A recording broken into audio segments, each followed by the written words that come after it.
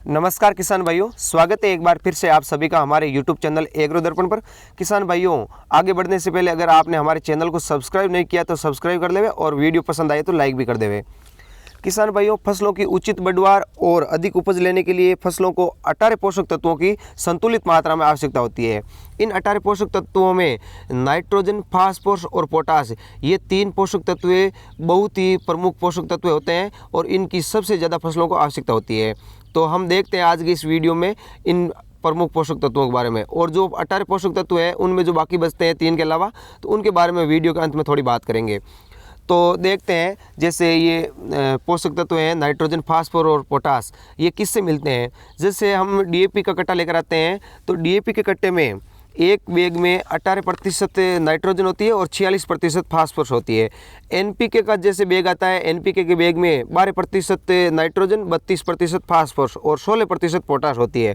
इसके अलावा यूरिया है, वो यूरिया मिलती है, यूरिया से मिलता है नाइट्रोजन 46%।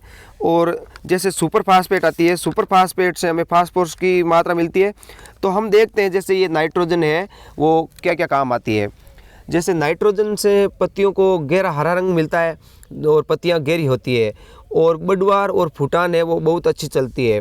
जैसे फसलों को प्रोटीन प्रदान करने का सबसे बढ़िया काम है वो नाइट्रोजन ही करता है और उपज को बढ़ाता है, और पौधों का विकास अच्छी तरह से हो, इसका सारा काम नाइट्रोजन के जिम्मे पर होता है। अब जैसे पौधे की गुणवत्ता को सुधारना है तो वो भी नाइट्रोजन ही करता है। ये सारा काम है नाइट्रोजन का। अगर नाइट्रोजन की ज़मीन में कमी है तो हम कैसे पहचानें नाइट्रोजन की कमी। आप एक तो मिट्टी की जांच करवा करके, और इसके अलावा जैसे फसल की जो पुरानी पत्तियां हैं वो नोक से स्टार्ट होकर के सूखना स्टार्ट होती है या पीली पड़नी स्टार्ट होती है, तो समझ लेना चाहिए कि नाइट्रोजन की कमी है। और जो नई पत्तियां आती है अगर वो पीली पड़ रही है तो उससे वो सल्फर की कमी के कारण होती है। अब इसके अलावा जैसे अत्यधिक मात्रा में नाइट्रोजन की कमी होती है तो क्या होता है कि पत्तियां है वो पीली पड़ के बाद में भूरी पड़ जाती है और फिर सूख करके गिर जाती है, और फुटान और बढ़वार में कमी हो जाती है। यही इस नाइट्रोजन की कमी के लक्षण होते हैं। तो आप नाइट्रोजन की पूर्ति है वो डीएपी और यूरिया से कर सकते हैं। इसके अलावा जैसे फास्फोरस है, तो फास्फोरस मैंने आपको बता दिया, भाई डीएपी से फास्फोरस मिलता है और इसके अलावा सुपर फास्फेट से फास्फोरस मिलता है। अब फास्फोरस का क्या काम होता है, तो फास्फोरस है वो जड़ों को जल्दी जल्दी बड़ा बनाता है और फसल को तेज़ी से पकाता है। जैसे अगर फास्फोरस आपने खेत में नहीं डाली है तो फसल है वो बहुत लेट तक खेत में रहती है और समय ज़्यादा लेती है पकने में। बीज वे फल है वो अच्छे बनते हैं इस फास्फोरस से ही, और पाले हुए सूखे से बचने के लिए भी फास्फोरस बहुत काम करती है।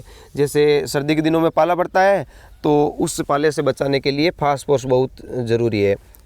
अब जैसे खेत में फास्फोरस की कमी है तो उसके क्या लक्षण हो सकते हैं।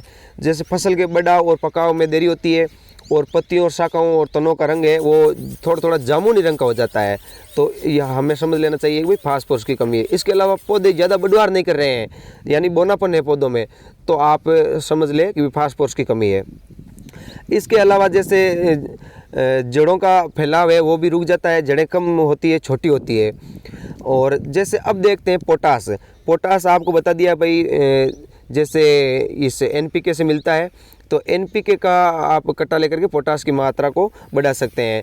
अब पोटास क्या काम करता है, पोटास है वो दानों को मोटा और चमकीला बनाता है। इसके अलावा जैसे कोई बीमारी है या सूखा है उससे सहन करने की शक्ति भी पोटास प्रदान करता है। अब इसके अलावा जैसे डंठल को मजबूत करना है और डंठल को गिरने से बचाना है, ये काम पोटास का होता है। दानों में तेल और शर्करा की मात्रा है वो ज़्यादा करना, शक्कर की मात्रा, तो वो पोटास का काम होता है। और अच्छी तरह से दानों का वजन भी बढ़ाने में काम आता है, और जैसे कंदमूल है उसका विकास भी इस पोटास के द्वारा ज़्यादा होता है। तो अब जैसे देख लेते हैं भाई ज़मीन में कौन कौन से 18 आवश्यक पोषक तत्व होते हैं और कौन कौन से ज़्यादा काम आते हैं। तो नाइट्रोजन, फास्फोरस और पोटाश आपको बता दिया प्रमुख पोषक तत्व है। इसके अलावा कैल्शियम, मैग्नीशियम और सल्फर है ये गौण पोषक तत्वों की श्रेणी में आते हैं। जस्ता, लोहा और मैग्नीज है ये सूक्ष्म पोषक तत्व होते हैं। इसके अलावा कार्बन, हाइड्रोजन और ऑक्सीजन ये भी प्रमुख पोषक तत्व है, लेकिन ये हमें वायुमंडल और जल से मिल जाते हैं। इसके अलावा क्लोरीन, निकिल और सोडियम है इसकी पौधों को बहुत ही कम मात्रा में आवश्यकता होती है। तो इस कारण ये भी अन्य पोषक तत्वों के द्वारा या ज़मीन में मिल जाते हैं और इसकी आवश्यकता भी वैसे कम ही रहती है। तो इन पोषक तत्वों की जैसे अगर आपके खेत में अधिकता है या कमी है तो ये आपके उत्पादन को प्रभावित कर सकते हैं। तो इस तरह आप इनकी पूर्ति कर लेवे, या तो आप मिट्टी की जांच करवा करके, या आप जैसे ये लक्षण है इन लक्षणों को दे करके।